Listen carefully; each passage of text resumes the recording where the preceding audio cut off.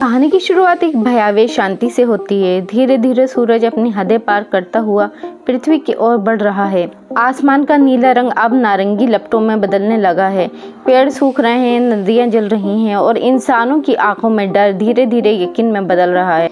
वैज्ञानिकों का ऐलान पूरी दुनिया को हिला देता है। अगर सूरज इस रफ्तार से आगे बढ़ता रहा तो 100 साल में पृथ्वी राख बन जाएगी और 300 सालों में पूरा सौरमंडल नष्ट हो जाएगा।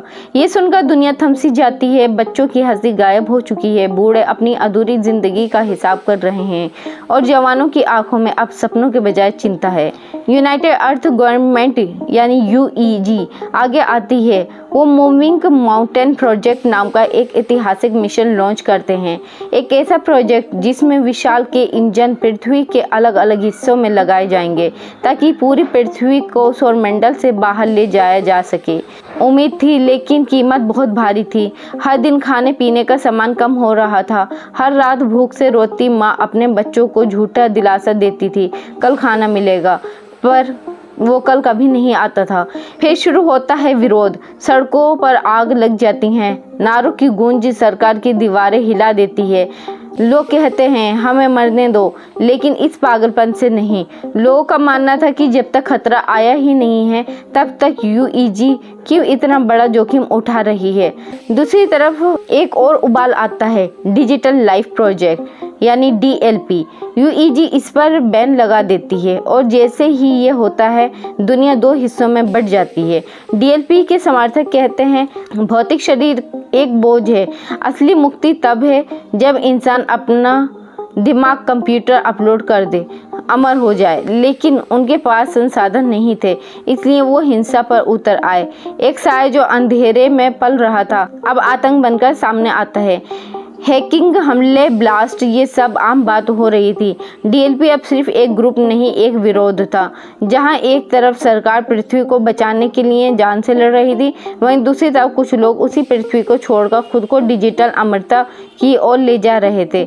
और इसी टकराव के बीच एक सवाल उभरता है, क्या इंसानियत को उसकी धरती से जुदा कर देना ही एकमात्र रास्ता है, या फिर इंसान की रूह किसी प्रोग्राम में सहेज लेने से उसकी कहानी बच जाएगी।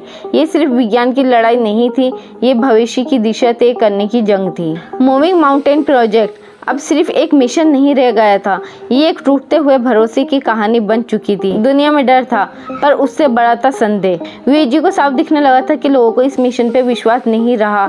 सड़कों पर विरोध, सोशल मीडिया पे गुस्सा और संसाधनों में सवाल।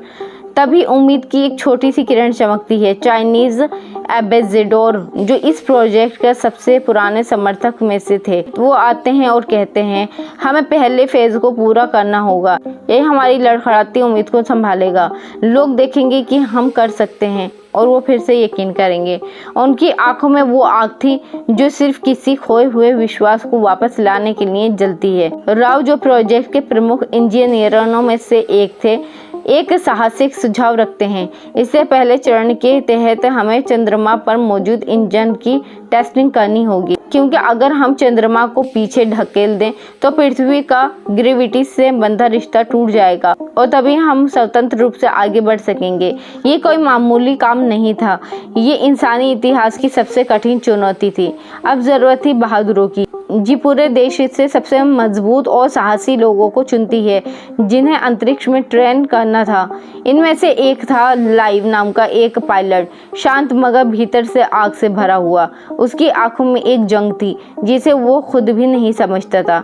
एक दिन बेस पर अचानक विरोध भीड़ में से एक आदमी घुस आता है, हथियार लेकर। लोग भागते हैं, अफरा तफरी मच जाती है। तभी सामने आती है हैन, एक युवा लड़की जिसे शायद किसी ने गंभीरता से नहीं लिया था।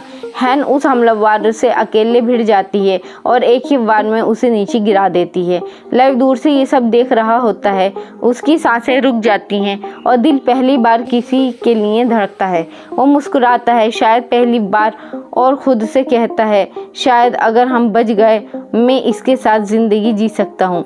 फिर आता है वो पल जब सारे चुने गए कैंडिडेट को अंतरिक्ष में भेजा जाता है। सबको एक विशाल स्पेस एलिवेटर में बिठाया जाता है। ये अब तक की सबसे ऊंची संरचना थी जो सीधे धरती से आसमान तक जाती है। जैसे ही एलिवेटर ऊपर चढ़ता है नीचे की दुनिया छोटे बिंदुओं में बदलने लगती है। गति इतनी तेज़ हो जाती है कि कुछ ट्रेनर्स बेहोश हो जाते हैं। उनकी आंखें खुलने से पहले ही वो स्टेशन तक पहुंच जाते हैं, उस जगह पर जहां उन्हें भविष्य के लिए तैयार किया जाएगा और शायद मौत से लड़ना भी सिखाया जाएगा। ट्रेनिंग अब शुरू होती है। यहाँ कोई दिलासा नहीं था, कोई माफ़ी नहीं थी। हर दिन सुबह से शाम तक उन्हें फाइटिंग स्किल्स, फायर आर्मर्स और ज़ीरो ग्रेविटी में काम करने की तकनीक सिखाई जाती है। बार बार उन्हें स्पेस एलिवेटर से ऊपर नीचे भेजा जाता है ताकि उनके शरीर और दिमाग को उस भयानक सफ़र की आदत हो जाए। कुछ रातों में वो बस थककर गिरे जाते हैं। कुछ की तो आंखों में डर था, कुछ में उम्मीद, लेकिन सबके दिलों में एक ही सवाल था, क्या हम वाकई पृथ्वी को बचा पाएंगे या फिर ये आखिरी ट्रेनिंग है। आखिरी सांसों से पहले सभी का मेडिकल टेस्ट करके उन्हें डेली एक्सरसाइज करवाई जाती है। ट्रेनिंग के दौरान लाइव और हैनर एक दूसरे के करीब आते हैं। धीरे धीरे वो एक दूसरे को पसंद करने लगते हैं और फिर दोनों को एहसास होता है कि ये सिर्फ दोस्ती नहीं बल्कि प्यार है। एक दिन लाइव का दिल करता है कि वो अपने दिल की बात कह दे। एक दिन वो चुपके से सिगरेट की घूस देकर बेस के अंदर एक गुलदस्ता ले आता है। ट्रेम्बलिंग हैंड्स से वो गुलदस्ता ले लेती है और वो हैन को गुलदस्ता देते हुए प्रपोज कर देता है। आंखों में हैरानी के साथ हल्की सी खुशी भी झलकती है। वो कुछ कह नहीं पाती लेकिन उसकी मुस्कान सब कुछ कह जाती है। उसी सुबह बेस पर एक नए एस्ट्रोनॉट का बैच पहुंचता है और एलिवेटर में शामिल हो जाता है। तभी अचानक से बेस के बाहर मौजूद ड्रोन अजीब तरह से उड़ने लगता है। इंजीनियर के चेहरे पर डर साफ झलकता है जब वो कहता है कि सिस्टम हैक हो गया है। तभी एलिवेटर भी अपनी शेड्यूल से पहले ऊपर जाने लगते हैं। एलिवेटर के भीतर नए आए लोग अपने कपड़े बदलने लगते हैं।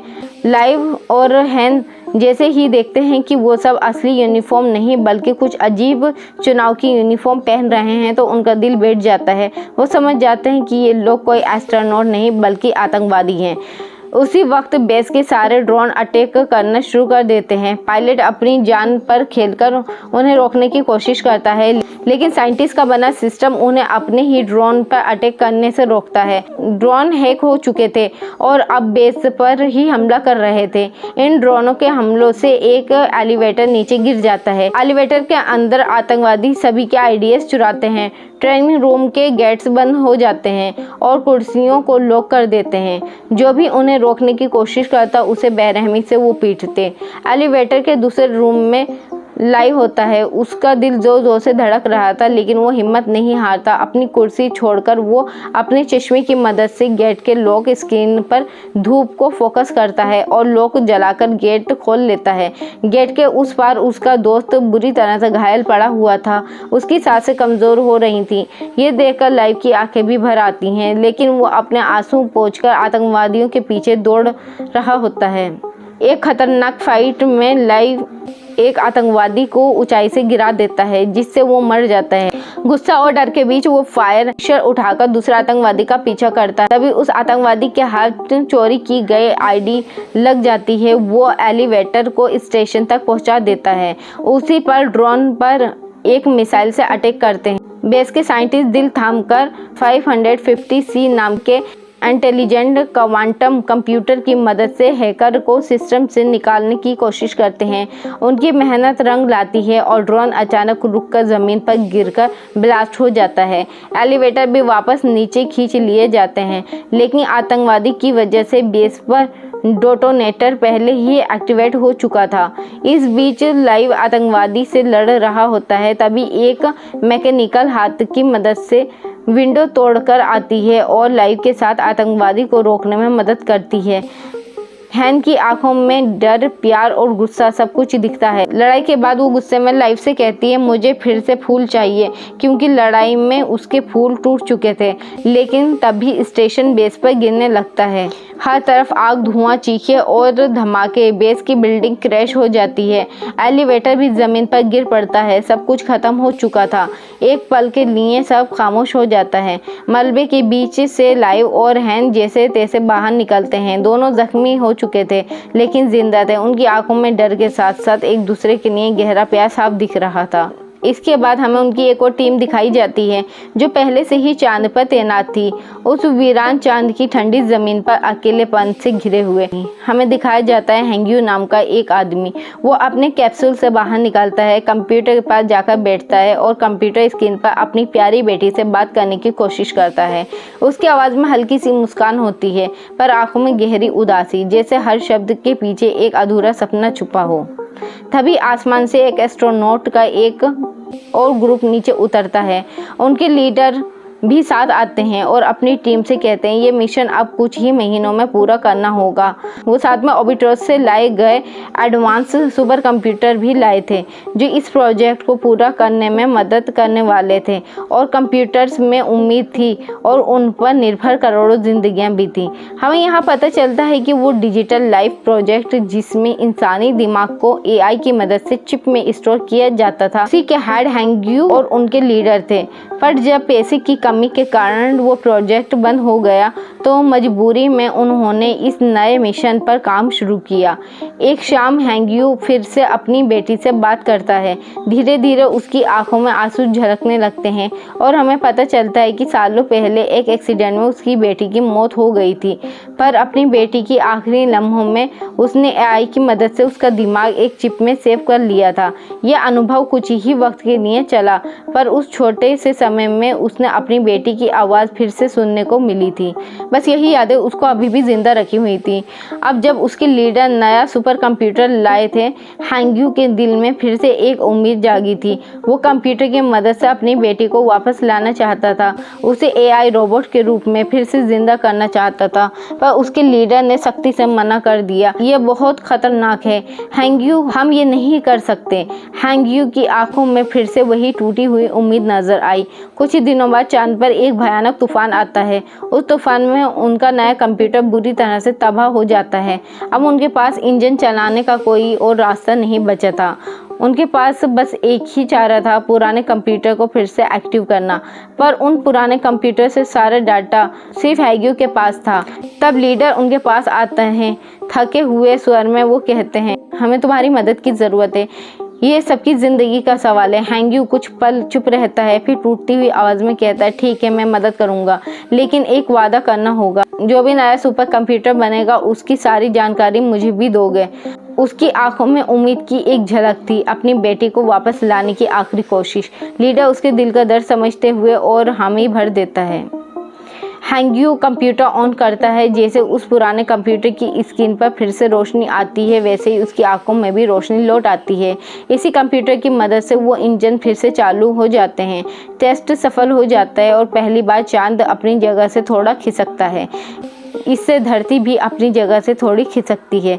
उनके चेहरे पर थकान के साथ हल्की सी मुस्कान भी आती है, जैसे वो सूरज की आग से एक कदम और दूर हो गए हों।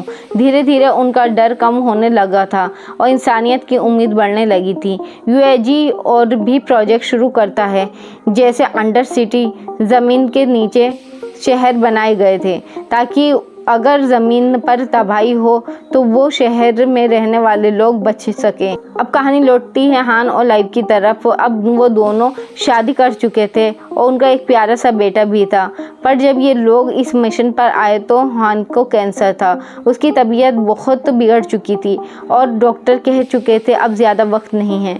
हान की आंखों में अब भी अपने बेटे के लिए प्यार था, लाइव के लिए सुकून था, और उसकी सांसें कमज़ोर होती जा रही थी। लियो हर रोज़ उसका हाथ थामता, उसकी आंखों में देखता और हर बार उसकी आंखों से कहता डरना मत, मैं हमेशा तुम्हारे साथ हूँ।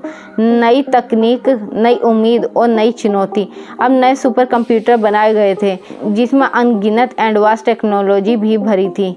इन्हीं कंप्यूटर के सामने एक रात लियो चुपचाप बैठा था। उसकी आंखों में थकान से ज़्यादा प्यार और दर्द का सैलाब था। वो अपनी बेटी की रिपोर्ट तैयार करना चाहता था, उसे AI से फिर से जिंदा करना चाहता था, लेकिन तभी वहाँ उसके हेड आ जाते हैं जो उसे ऐसा करने से रोकते हैं। लियो की आंखों में मायूसी उतर आती है, एक टूटा हुआ सपना जो शायद कभी पूरा नहीं हो सके।